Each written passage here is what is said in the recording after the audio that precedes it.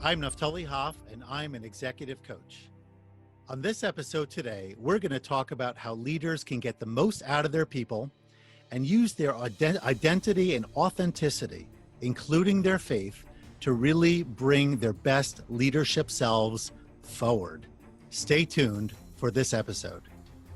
Congratulations! You are tuned into Dov Baron's Leadership and Loyalty Show, the #1 podcast for Fortune 500 executives and those who are dedicated to creating a quantum leap in leadership.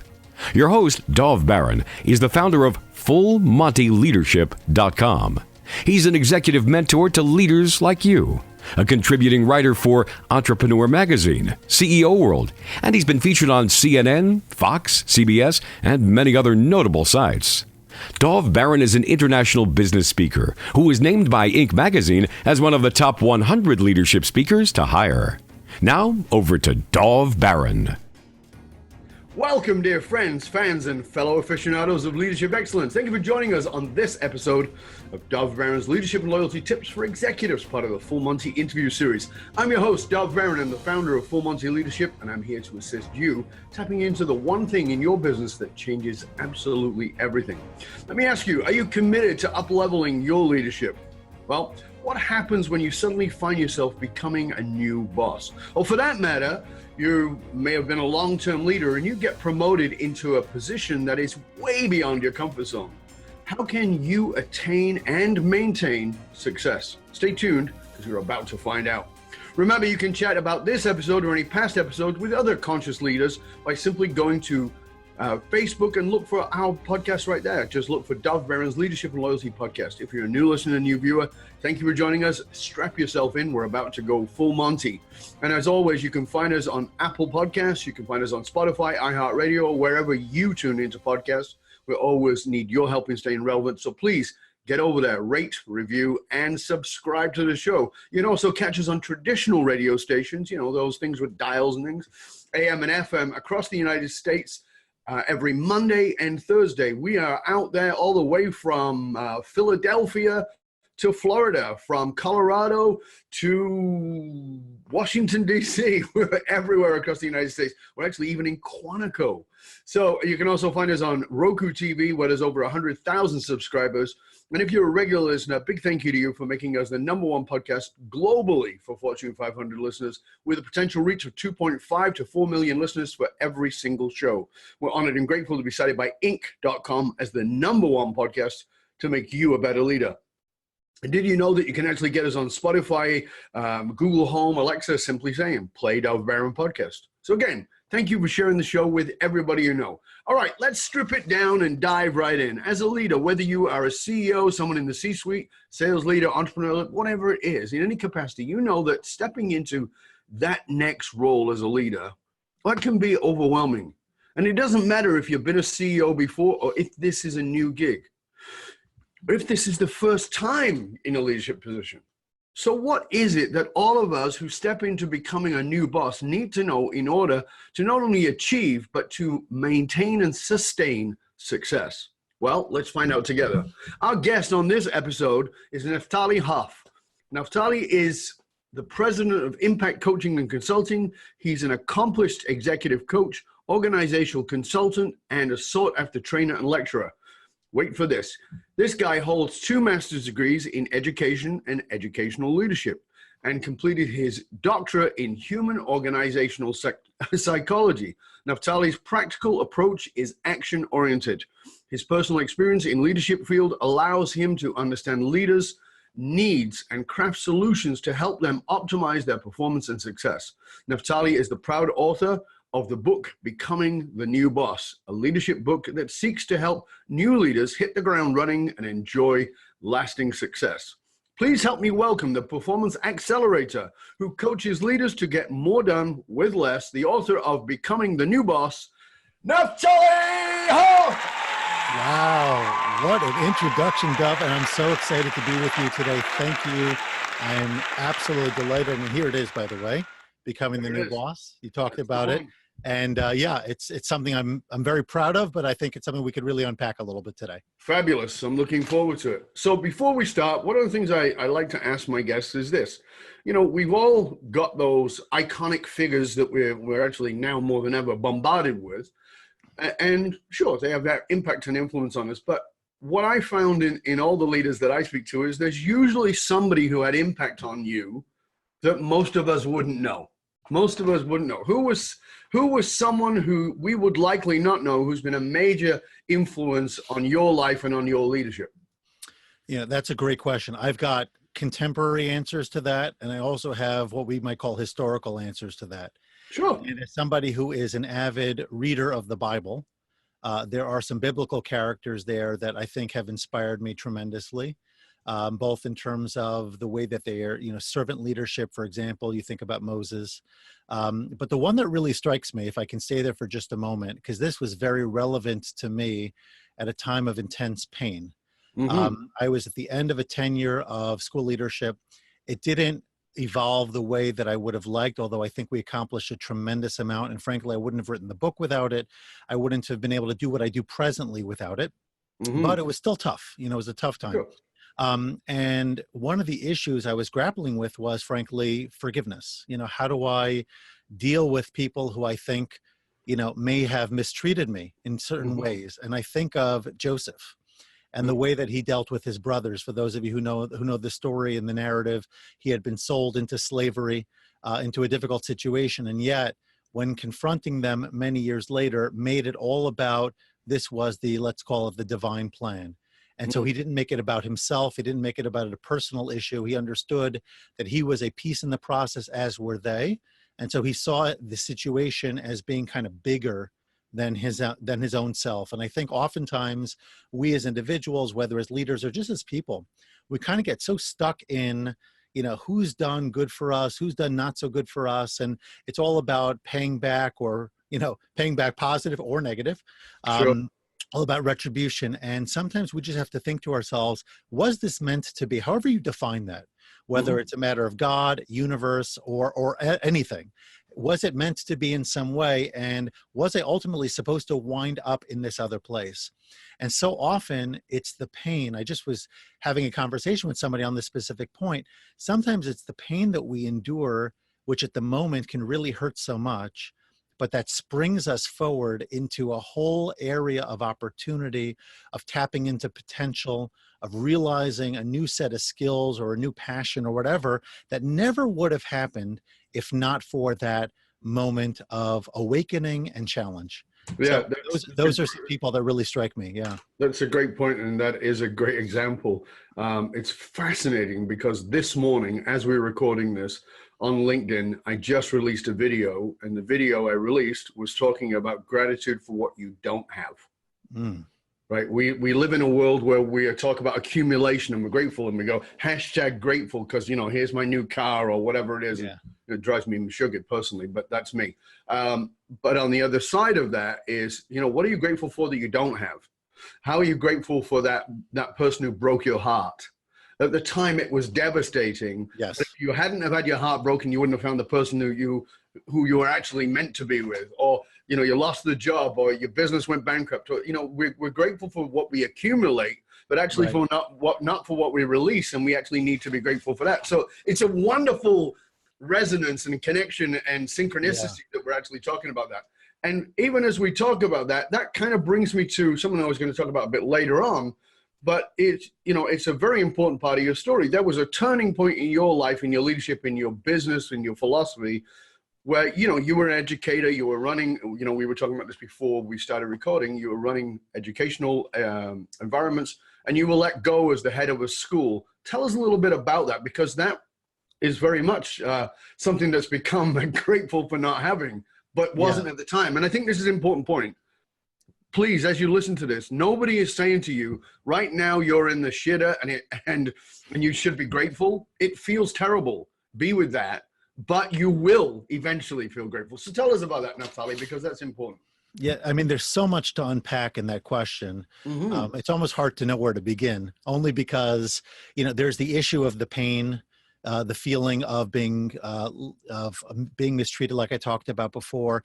But there's also a question of where do I go from here? I'm listening to an audiobook right now. I think it's called Leap. And the author talks about how she left National Public Radio. I forget her name at the moment.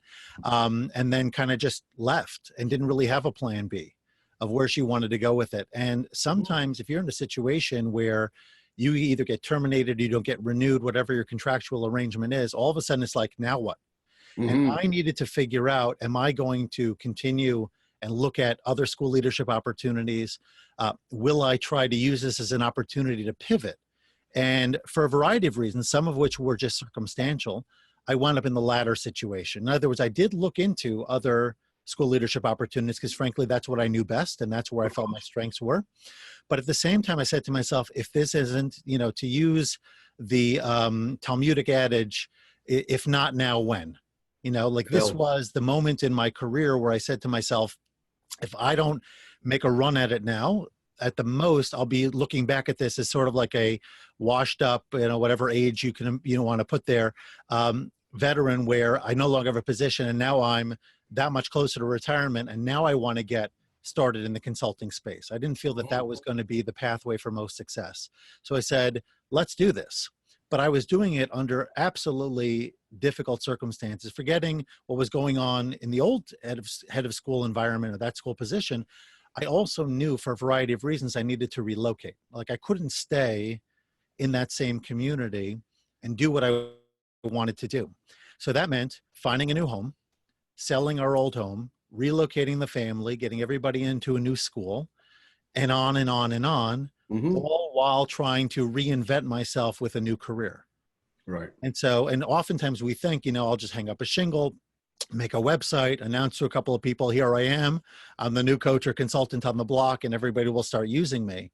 And of course, it doesn't work that way. No. So it took a long time. It's still an evolving process. I mean, we never necessarily fully feel that we've gotten there or that we fully arrived. But the journey, which is in a far better place today than it was when I first started, was a difficult one because of the fact that I had so many things all happening simultaneously. And that's not something I would advise. I'm not telling you that that's the best way necessarily to do it, but sometimes you don't have a choice. And you have to just make a decision about where can you make the greatest impact? Where can you demonstrate capacity, get people to buy into your ability to do the job? And if I would have gone and found another job somewhere up in the New York area, which is where presently I live, it would have been easier because I would have had a job. I would have walked right in. Yeah, we moved and that kind of thing. Here I was doing all of it at once, which just added to the complexity. Well, let's just go into a bit deeper on this because, I've spoken a lot about this with many other guests and certainly experienced it at a very high level with myself and high and very deep level, which is identity. Because you have an educational background that is vast. You have you've been running schools. You've been part of the educational system. There's a lot of identity in that. So it's one thing to be let go. It's a whole other thing to have to let go of one's identity. And that's why I understood that you immediately would go and say, well, where else can I get back into the educational world? Because there's an identity piece there and it's so much more comfortable. And this is what I was talking about in the intro, because we see this all the time. Somebody does well in sales and they're a marvelous salesperson, and then they make them sales manager and they take them off the selling and they make them sales manager, and now they're shuffling papers and they're awful at it, right? So because now there's an identity been shifted as well. So talk to us about grappling with that identity piece of being, I'm the educator, and here's my list of 4,000 certifications and degrees, versus becoming something that's, you're still an educator, of course you are, but in a very different space, from a very different place, and with a different identity. Do you remember that feeling of that? I've often described it as tearing off your own skin to release the identity. Do you remember that part of it? I certainly do. And I would say as follows. First of all, I'm not as far removed as it may appear, insofar as number one, I still do a meaningful amount of coaching for educators and educational institutions. Of course. There frequently. So that frankly has represented a very stable and core component of my business, certainly from day one. And I don't think I'd be able to be here 6 years later if I didn't have that piece, because I think for me, the biggest challenge, and I do want to come back to your question more directly, but the biggest challenge for me was, how do I demonstrate capacity to somebody who's not an educator? In other words, I didn't have a hard time telling a school leader, I can help you. I have a much harder time telling a hedge fund partner, managing partner, or a banker or a real estate developer or whatever it is, I can help you. Because they're saying to themselves, well, what does this guy know about my industry? And then I've got to launch into the whole 9 yards about, well, coaching is really not about understanding the specific nuts and bolts and the technical elements of your work. It's more about helping you generate awareness and then identify an action plan forward and gain commitment. Those core components are universal. And I felt that school leadership, and let's call it corporate leadership or business leadership, yeah, of course, on a very technical level, there are a lot of differences and you need to understand culture and processes and whatnot. But fundamentally, as it related to interacting with people, becoming a visionary, leading by example and through integrity and all these various pieces, there really is not much difference at all. No. And so as I have used, whether social media or presentations or just my articles and my book and other things like that, besides for conversation, to demonstrate, let's call it capacity and demonstrate an ability to help, it has allowed me to move more comfortably and more completely into the for-profit space because people see the value. And so just last night, I did a talk for a small firm that helps construction companies with compliance and whatnot. And I spoke to their leadership team about what I consider to be like 3 fundamental elements of leadership. And I could have had the exact same conversation with school leaders. Of course. I could have it with small business leaders. I could have it with corporate folks, because the tenets, the notions in this particular case of integrity and influence and impact, which are the 3 I's that I'm now focused very much on in terms of my writing and whatnot, those ideas are relevant, across the board. So let me talk about the 4th I, which is your question of identity. And circle back there. And so I didn't really lose that identity in terms of staying still, very much centered with an educational component. But I often tell people, Dov, that to me, coaching is just, in some ways, I wouldn't call it education on steroids, but it's education presented differently. Yes. So instead of being the teacher, I almost would think that it's like going from being a mentor to being a coach, because a mentor is like, I can tell you how to do X. I can tell you information you might not presently have. So as the teacher, I was kind of like the all-knowing, relatively speaking, presenter of content. And over time, as I got better at it, it was facilitating learning rather than just talking, that kind of thing. But coaching is now more about asking the right kind of question and helping people uncover the information on their own. So I see it as the same general space, but I'm kind of shifting, and I have to remind myself often, because oftentimes, and this is true, by the way, for all leaders, because we want to create coaching environments in our workplace, but we have to remember not to launch into telling and advising. We want to be able to give the people we're talking to, whether it's a client, a mentee, whatever, a coachee, whatever the proper term would be, a team member, that they oftentimes have the wisdom. We're just there to help them remove the clutter, create the clarity, and then take the right action. Absolutely. Now, in your book, chapter 6, Becoming the New Boss, you talk about putting your vision on a scale. I think that was a very interesting piece. Tell us a little bit about that, because it's intriguing and it's interesting, and I think most of us are familiar that we've got to have a vision to work towards, but putting your vision on a scale. Tell us about that. Yeah. So there are a couple of pieces to it. I think the vision piece is a little bit more involved than oftentimes we think, right? We all want to say we have a vision, but we want to be able to present something that is clear, that's vivid, that other people could rally around, and you'll know it when you see it. I think that's an important piece. So for example, if you think about SMART goals, to me, the two most important, I think it's all important, you know, the S stands for specific and the M stands for measurable. The other three are important as well, but I need to know very specifically what I want to accomplish, who's going to do it, by when, you know, when will it get done, and all the specifics there. But then, is it measurable? Right? So if I say something kind of like loosey-goosey, I want to become a leader of greater integrity, right? So that's nice, but how do you measure that? Right? I want to have better relationships with my clients.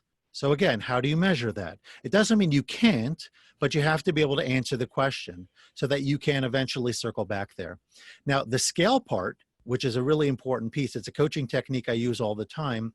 I ask my clients, if let's say you're dealing with a problem, go ahead, give me a scenario if you want, or I can maybe come up with one of my own, something where, you know, you're in the middle of the road, you'd like to make it better, and we'll use a scaling exercise to improve upon it. Let's just say that we want to employ 5 more top talent individuals in human resources.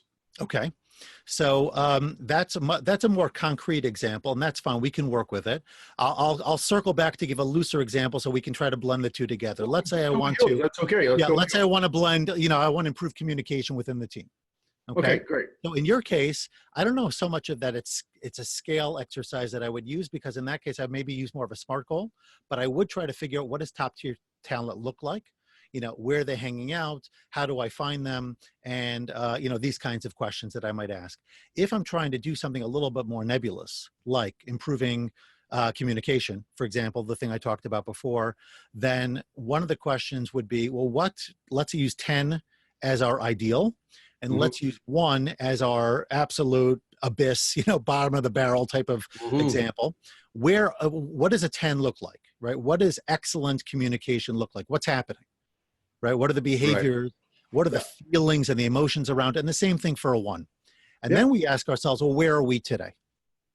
Where are we today? So if our vision would be, coming back to now the question, if the vision is we want to be number 1 in customer satisfaction, right? We want to be top of the line in terms of long-term retention or engagement or whatever. So now we use a scale and we say to ourselves, well, what does a 10 look like when we're talking about customer engagement, right? And, you know, what are all the variables that are part of that? Let's unpack that.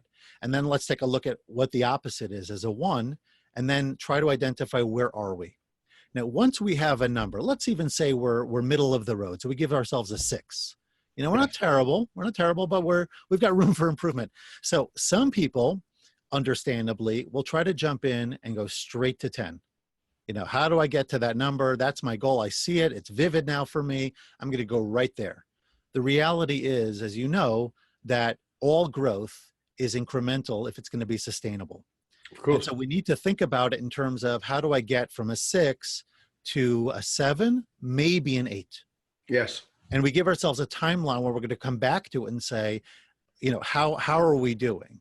And along the way, we're going to give ourselves various tasks and responsibilities and who's in charge of what, right? What needs to happen, and follow very carefully along those metrics. And at that point, goal setting factors in, and other types of, let's call it vision-oriented questions and conversations factor in as well, to make sure that we don't just create this vision and then, like, you know, it's like you're walking in the dark and all of a sudden there's this flash of lightning and it lights up the skyline for just a moment, and then it disappears and then it's all dark again, right? And that could be a metaphor for oftentimes the inspiration that we have. We hear a great talk, we have a great whatever it is, and then we just go back to our regular routine. So it's going from the vision to the day-to-day activities that drive us to a better place. I think that's an important point for everyone to get, because I think that oftentimes a vision is grandiose, and that's great. I certainly don't have a problem with that. The challenge with it is that if it's grandiose, some people will jump on that bandwagon and other people will go, oh my God, it's too big, I can't cope. And what you're talking about here is in scaling it is to make it, chunk it up, chunk it down incrementally, as you said, because, you know, you might have a goal, and this is the analogy I use all the time with people, is you might have a goal to be able to squat 350, You want to go to the gym and you want to squat with 350 pounds on your back. You've never squatted before. You put 350 pounds on your back, you are going to be a crumpled mess on the floor, and you're probably never going to walk again. But can you squat 350? The answer is absolutely yes. You can, but in 10-pound increments, right? It just, you go in there, you're training, you build that muscle. And a vision is a muscle to be built. And it is to be built by looking at it up and down and chunking it. And I love that what you're saying there about scaling it. Let's move to another piece of the book, which I think is an important piece, because I think that so often, particularly when somebody becomes a new boss, when somebody steps into that level of leadership, there's a lot of nervousness. Part of the nervousness comes because oftentimes when somebody is promoted, they're promoted among the people they used to be peers with. So, Fred used to be my peer, and now I got to be his boss, and this kind of sucks, and I don't know how to do it.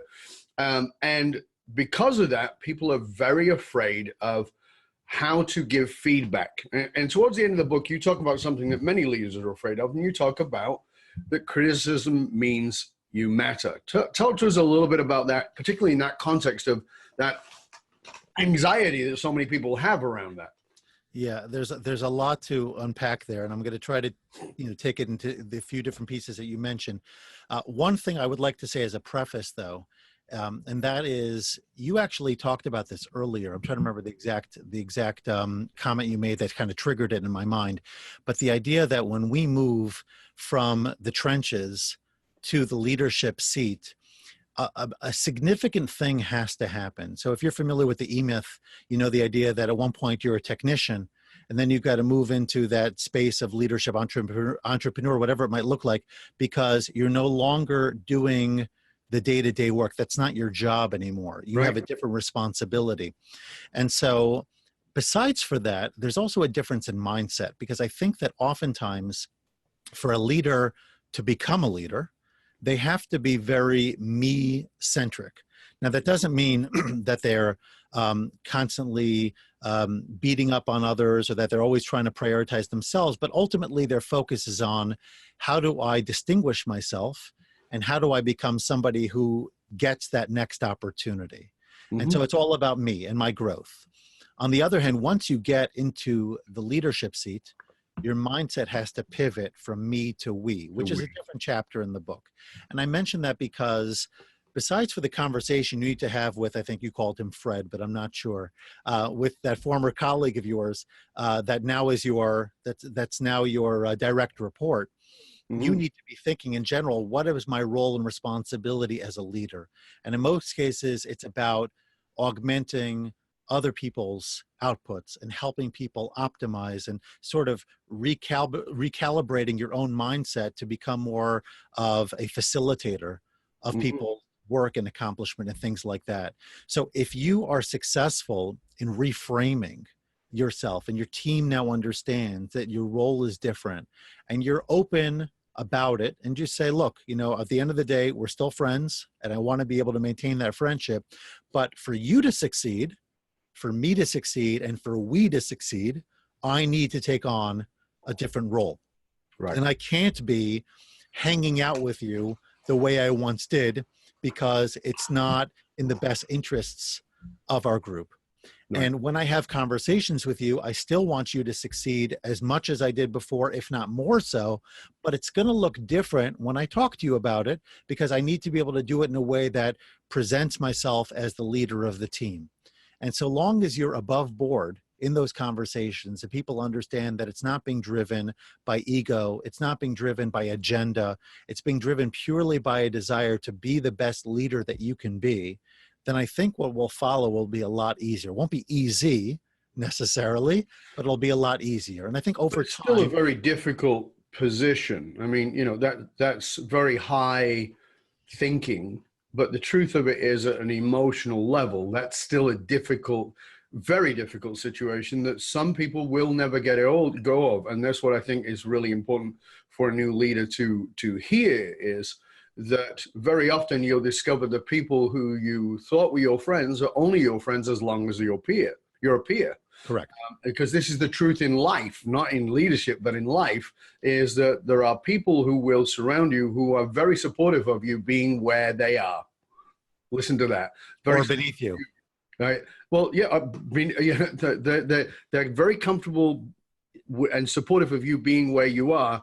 And what that means is if you try to grow and you try to develop and you step into a leadership role, they're not going to be your friends. And you kind of got to get that. And that's not because you are an ass. It's not because you're a bad person, but it's because you have rattled their cage.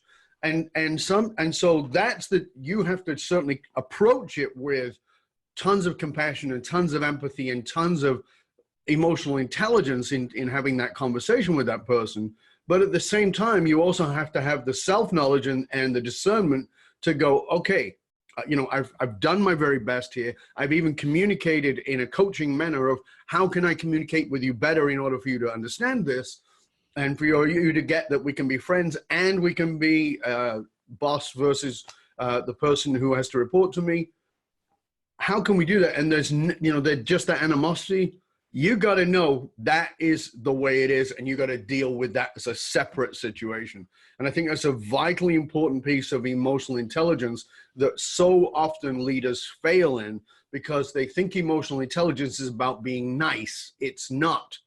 I wrote a piece on this years ago. It's called "Nice Guys Are Assholes," and what it means is not to not be a nice person, of course not. But what it means is that if you're so busy manipulating and moving people around by trying to be nice, you're just a manipulative person. You're not actually doing anybody any favors. And so I love that you're saying, you have to get that established and bring it forward and say, here's how it is. And it's not personal. That's, I think that's a very important point. Yeah. And I would add to it, the one thing we didn't necessarily highlight is that they may be thinking, why not me? Yeah. Besides the fact that I used to be your friend and we're no longer on the same level, why didn't I get that promotion? Absolutely. And so you always become associated with what could have been and should have been in my case. So it just adds another piece to it that I think leaders should be mindful of. Absolutely. And I think you highlight an important point of just in general, the idea that as leaders, there are just things we don't know. And I'm not talking technical knowledge now. I'm talking about the relationship piece. And that's why I devoted a chapter in the book to finding a good mentor. And the reason I think that that's an important piece is because you don't know what you don't know. No. And sometimes you'll only find out about it because you stepped on a landmine. And that happened to me in more than one instance. There's, I use this a lot, this fictitious conversation between an executive and a reporter. Mm-hmm. The reporter comes to the executive and he says, sir, you've been so successful over the years. What's your secret to success? And he says, easy, 2 words, good decisions. And the reporter says, well, that's wonderful, but we'd all like to say we make good decisions. Clearly your decisions are better than ours. How do you make good decisions? And he says, 1 word, experience.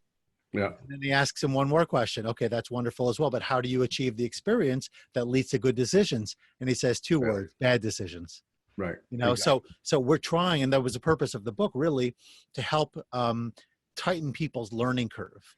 And I think for anyone who's going into a new leadership situation, to know that there are going to be those things you're just not going to know about. And the more that you can guide me to avoid these pitfalls earlier on, the wiser I can be and the less damage control I need to be engaging with afterwards.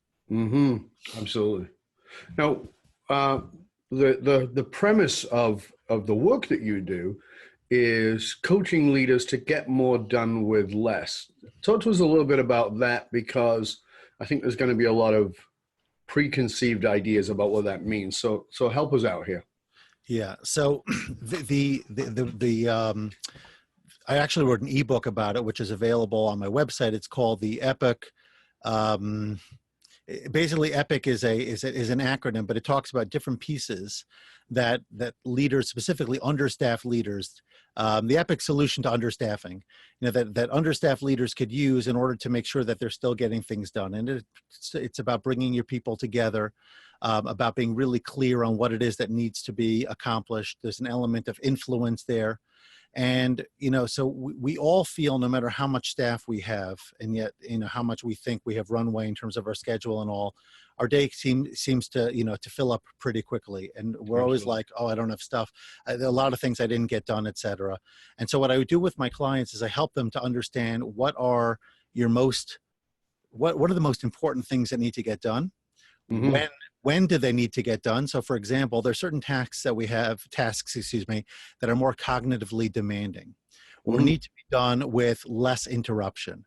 And so we think about, well, when does that happen? It might be first thing in the morning when I'm freshest and I can just devote and I can power down everything around me and I'm off limits and not accessible. And I'm going to spend 30 minutes a day or 60 minutes a day for the next X number of days working on this big project. And nothing's going to allow me to be interrupted. And by the way, as a quick aside, I'm a big believer in blocking your schedule as opposed to making a to-do list, because the to-do list never goes away. It just keeps growing and growing, and it's hard to know that you've really accomplished. Blocking out your schedule will give you meaningful focus on what you need to get done. But it's also about, it's also about pulling people together. We talked earlier about goal setting. We talked about bringing your team together so that people know what they're responsible for. And so a lot of it, you can't necessarily bring on more staff. Maybe you're limited budgetarily or otherwise. And maybe, frankly, they don't have the skill set that you want. But if you can delegate effectively, if you know specifically what needs to get done, and you partner with the right people, you become much more effective. And as a result of that, the work that until now wasn't necessarily getting done and was causing you a boatload of stress and all sorts of angst, now you're chipping away at it, and you're chipping and you're chipping. And over time, you're knocking down that big wall that was kind of hanging over you and intimidating you and sort of, getting in your way from excelling. It's fascinating. So let's go into something here. Because, you actually brought up the subject a little bit earlier on, and I want to sort of jump into it, if I may. I realize it may be politically incorrect, but you brought it up as a subject, and obviously by your visage, by the way that you look, it's fairly obvious that you're a religious man. If it's okay, I'd like to ask you to tell us about how your identity as a religious being, as a religious human, impacts your views on yourself and on leadership in the context of others. Does it have a bearing, or do you see that it's completely separate?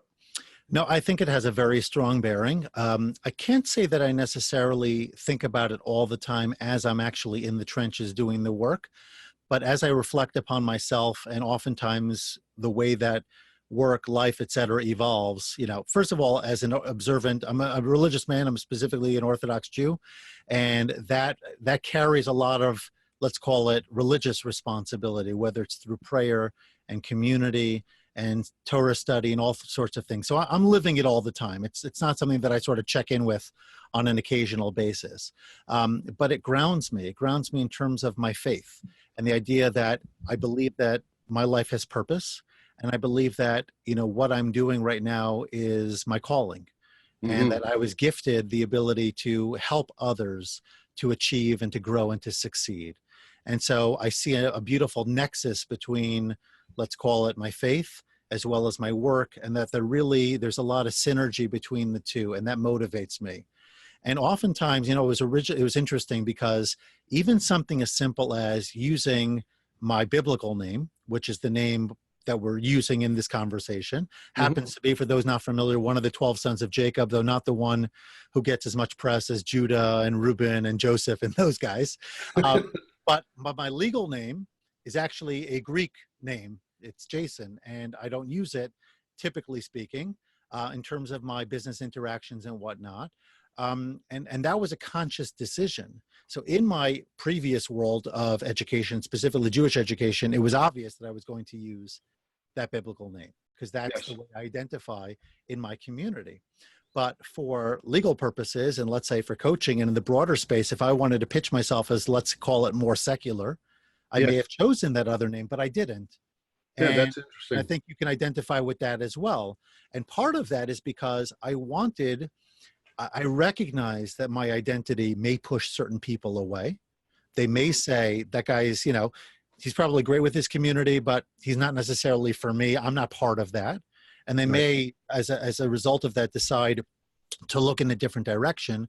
And I do feel I can and do serve people of all faiths and backgrounds. But at the same time, I felt that being in real integrity with who I am and what I stand for and what my values are, there will be people out there that will resonate with very deeply. And those are the people I really want to work with, whether they share the same values with me or not. The fact that I have values that are easily recognizable and that hold me, by the way, to a higher standard, because I put myself out there very clearly as who I am. So I want to live up to that as well. I think that ultimately creates an opportunity for engagement, that if I just kind of removed all of that and try to blend in like everybody else, I wouldn't have that piece that drives me. Yeah, it's interesting because, I am of a certain age, and I can remember, it's not that long ago when religious, particularly Jewish people, Hasidic people who, would have kept pretty much to their own and not gone out in the world. And, and what's really interesting to me, and I love it, is seeing, on LinkedIn, I have many followers who are wearing full Arab outfit, with the cloth on the head and the band and all the rest of it. And at the same time, I have Hasidic Jews with, the long beard and payers and the whole bit following me. And I know I have Buddhists following me, none of whom are hiding that. And I just think that's a really wonderful thing because, as you said, I think that a lot of it is you're supposed to be secular to be something. And I think you can be secular while still being yourself. Yes. And I think that's the miscommunication is secular means I've got to blend in. No.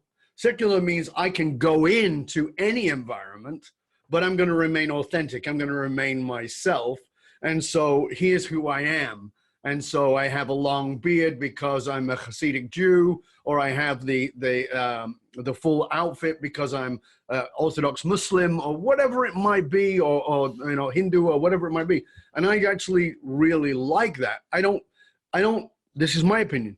I don't know that should be a headline in your LinkedIn, because I see that, I see people put that kind of stuff in the headline. I'm like, what does that have to do with your business? Because if it doesn't, you shouldn't, in my opinion, not the truth, get it off there. You can show up in your values. You can show up and show me who you are and give me that opportunity. But if you're telling me that first, then what you're actually saying is, then I want to do business with people who are like me.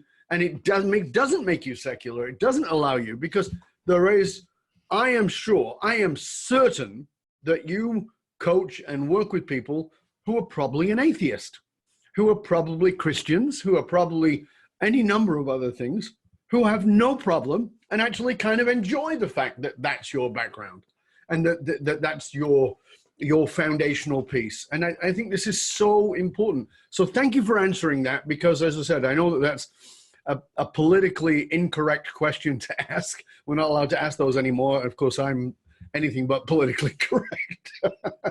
So let me ask you, because leadership is a journey, and I really believe that. And I believe it's a journey that is a courageous journey. What would you say is the most courageous act, or something that really required a lot of courage from you in the context of your leadership? What's the most courageous decision you had to make around being a leader?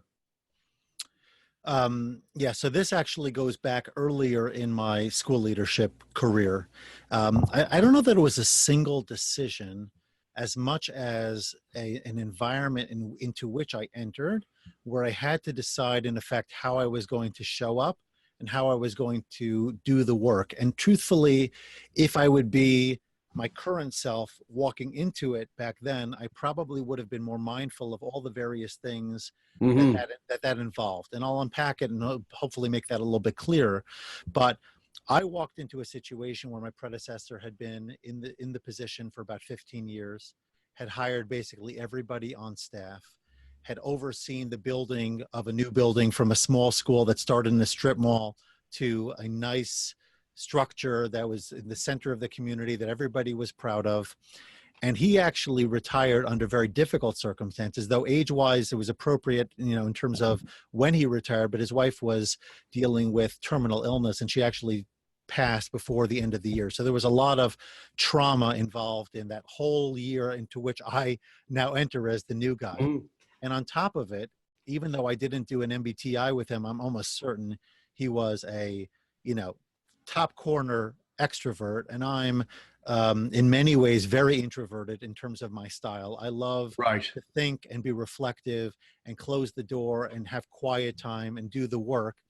And I think people just saw that as being sort of put offish. They didn't really understand what I was trying to do. And I was operating with what I felt was a mandate from the board to clean up areas, as wonderful as this person was, clean up areas where things had been neglected over the years and really professionalize and bring the school to the next level of growth. And so I walked in with this perceived mandate for change, and I had to really identify who are the good actors and who are the bad actors, and how can we create systems and structures that were going to achieve our goals. And in so doing, I created a lot of angst, stepping on toes, things like that. Yep. So it wasn't a single thing, but it was under recognizing fundamentally that we're in a good place, but we need to go and we need to do it relatively quickly, because I think the people who are behind this want to see change. It kind of brings me to where I thought one of your earlier questions was going to go, which is fine that it didn't. But, when a leader walks in most cases, in the book, I talk about this, that it's important to really build equity, get a lot of support behind you, because then it makes everything so much easier down the road, unless we're talking about a turnaround situation. Right. You got to walk in and do what needs to get done to make things viable and put the ship back on course. And I'll just mention this one piece before we go back. And that is, I quote often a graphic I've seen in the name of John Maxwell. I've never seen it actually written, but I've seen it in the visual form. And he writes as follows: if you support the leader and you support the leader's agenda, you get behind the leader 100%. And that makes all the sense in the world. If you don't support the leader and you don't support his or her agenda, then you find another leader. And so far, totally logical. What happens if you support one but not the other is really the Exactly. So if I support the leader, but I don't support his or her agenda, then get a different agenda. On the other hand, if I support the agenda, but I don't support the leader, get another leader. Because you can intellectually accept what a leader has to say and even be in agreement and alignment about strategy.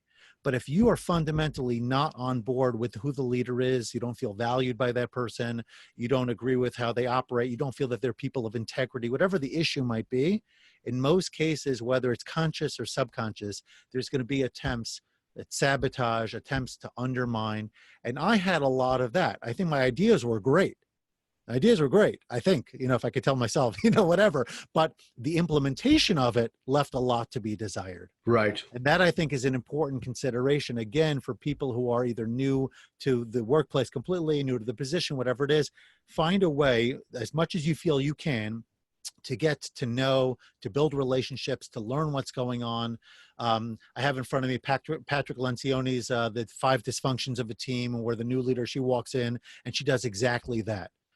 She spends the time to learn and to whatever before she then starts to lead the meetings and eventually the offsites and then the change that has to happen in that particular environment. Absolutely. That's great. Thank you. That was really good. Now we're moving towards our quick fire round. Are you ready to jump into the quick fire round? I'm going for it. All right, good. Number 1, what brings you joy? My kids and my family, watching them grow with all the suffering sometimes as a parent, just being present with them is a very joyous thing. What is a guilty pleasure for Naphtali? I love to drink when I can. I don't drink a lot, usually on the Sabbath or holidays or whatnot. Unfortunately, my face doesn't always react kindly to it. I kind of break out a little bit, but I definitely enjoy a good glass of wine or a nice shot of good whiskey. That's what I was going to ask you. What is it? Yeah. So it's whiskey? Well, I enjoy a dry red wine. A dry red. A nice Cabernet. And I also love a good Scotch.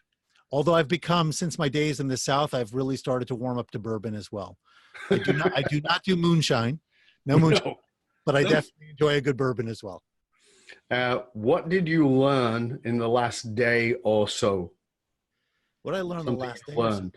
Um, I learned that context and environment are so important because I did a presentation last night for a business firm in a restaurant with a very flimsy partition and loud guests on the other side of the partition.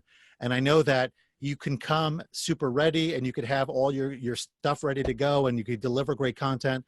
But if the environment is not conducive, it's going to detract. And I'm Yeah. sure you've experienced this from all of your talks and whatever Never else. happened to me. Yeah, so that is huge issue. And so you got to make sure that it's not just coming prepared in the moment. Try your best to imagine the environment and be as prepared as you can and educate others where possible and how to help them create the environment that's going to help you do good work. Yeah, that's really good. I'll give you an example of that where I did, where I had to turn that noise, that situation into a metaphor. So every time that happened, the clanging or whatever it was, I had to say that clanging is to remind you of this point, right? And so, and then I I would like actually, that. and then I Where just were got you the audience, yesterday? right? And then I just got the audience to do that. So say it out loud. You know, if Uh-huh. there's a clang, they had to say it out loud, Uh-huh. right? And so it Acknowledge it. became a participatory thing, and it became a great psychological trigger. I like it. I've been there, and it's like, oh, I want to go in the back and kill somebody, but I have to stay here and I have to deliver. So That's right. I definitely have compassion for you. In a parallel universe, what is your career?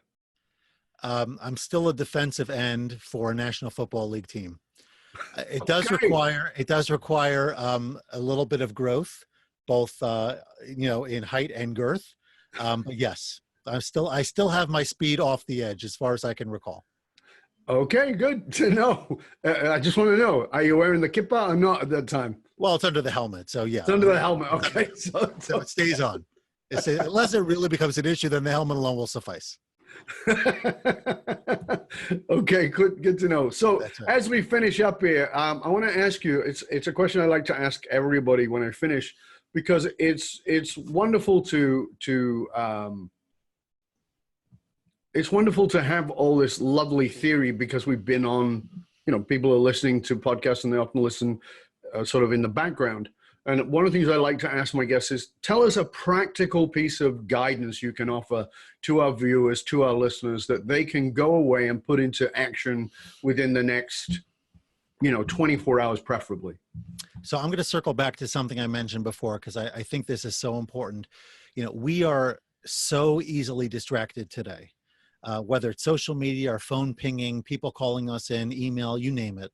We need to be able to create space, and we need to be able to have focus around that space. And so if you have something important to do, whether it's a single time event or something that has to happen over a series of efforts, etc., put it on your calendar, block out the time.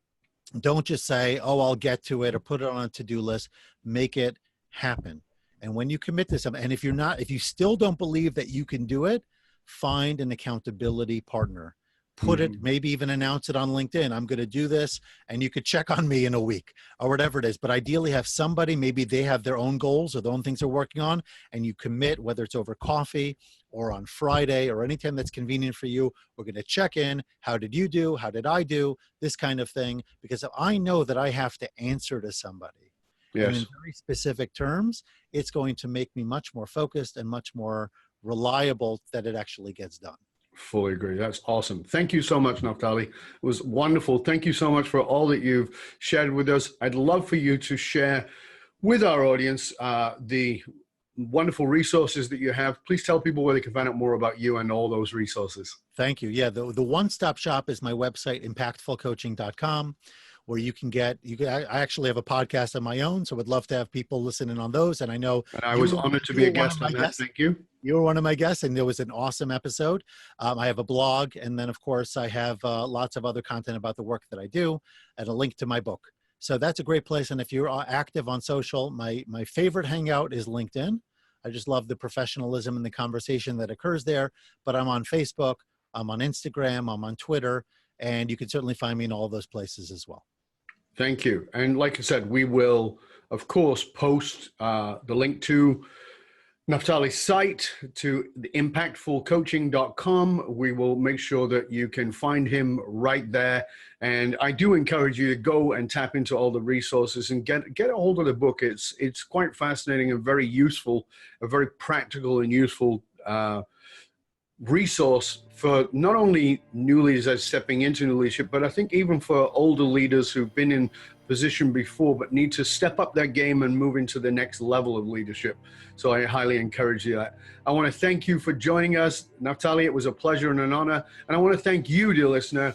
If you want to hang out with other conscious leaders and chat about this episode or any past episodes, you can go to look for us on Facebook and just look for Dov Barron's Leadership and Loyalty Podcast.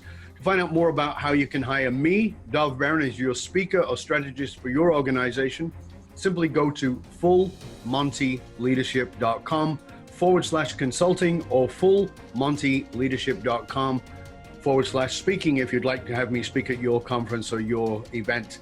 Please be aware, the research consistently shows that even the fastest growing companies face the same challenge in that they're spending money, time, energy, effort, all those things, attracting, training, and developing top talent, only to have them leave at an alarming rate. If you're frustrated with investing in training and developing your talent, only to have them leave before you get your ROI, then come talk to us at fullmontyleadership.com, where we provide you with the essential leadership skills to rekindle and amplify the hidden loyalty assets inside of your organization by tapping into purpose. fullmontyleadership.com, because you can't outsource authenticity. You can also stop by the Matrix, matrix.fullmontyleadership.com. You don't need a triple W, just matrix like the movie, .fullmontyleadership.com, and get your authentic leadership matrix self-assessment tool. It's a wonderful tool that will show you the 5 major areas of leadership, where your real strength is, and how to bring those up. I want to thank you for sharing the show with everybody you know. Till next time, stay curious, my friend. Stay curious about what it means to step into the next level of leadership. I'm Dov Barron, and I'm here to assist you tapping into your deep greatness to reach that next level of clarity, focus, purpose, and profit in your business, your life, and your leadership impact. And I am out.